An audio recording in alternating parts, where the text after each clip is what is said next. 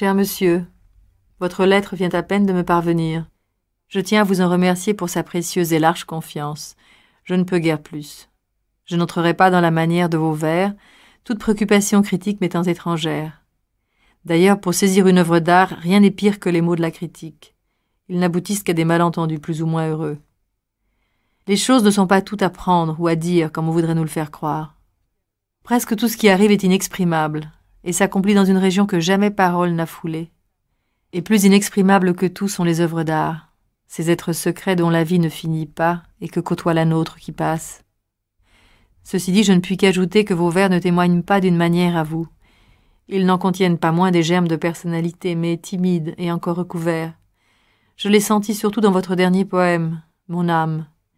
Là, quelque chose de propre veut trouver issue et forme, et tout au long du beau poème, à Léopardi, monte une sorte de parenté avec ce prince, ce solitaire. Néanmoins, vos poèmes n'ont pas d'existence propre, d'indépendance, pas même le dernier, pas même celui à Léopardi.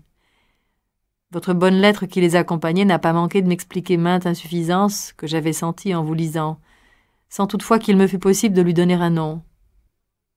Vous demandez si vos vers sont bons. Vous me le demandez à moi. Vous l'avez déjà demandé à d'autres.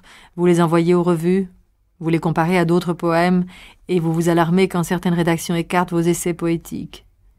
Désormais, puisque vous m'avez permis de vous conseiller, je vous prie de renoncer à tout cela. Votre regard est tourné vers le dehors. C'est cela surtout que maintenant vous ne devez plus faire. Personne ne peut vous apporter conseil ou aide. Personne. Il n'est qu'un seul chemin. Entrez en vous-même, cherchez le besoin qui vous fait écrire. Examinez s'il pousse ses racines au plus profond de votre cœur. Confessez-vous à vous-même. Mourriez-vous s'il vous était défendu d'écrire? Ceci surtout. Demandez-vous à l'heure la plus silencieuse de votre nuit. Suis-je vraiment contraint d'écrire? Creusez en vous-même vers la plus profonde réponse. Si cette réponse est affirmative, si vous pouvez faire front à une aussi grave question, par un fort et simple « je dois », alors construisez votre vie selon cette nécessité.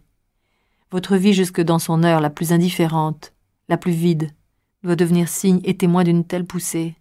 Alors approchez de la nature. Essayez de dire comme si vous étiez le premier homme ce que vous voyez, ce que vous vivez, aimez, perdez.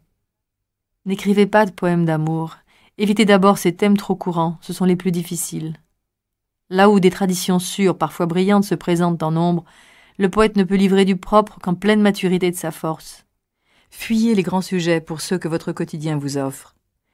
Dites vos tristesses et vos désirs, les pensées qui vous viennent, votre foi en une beauté.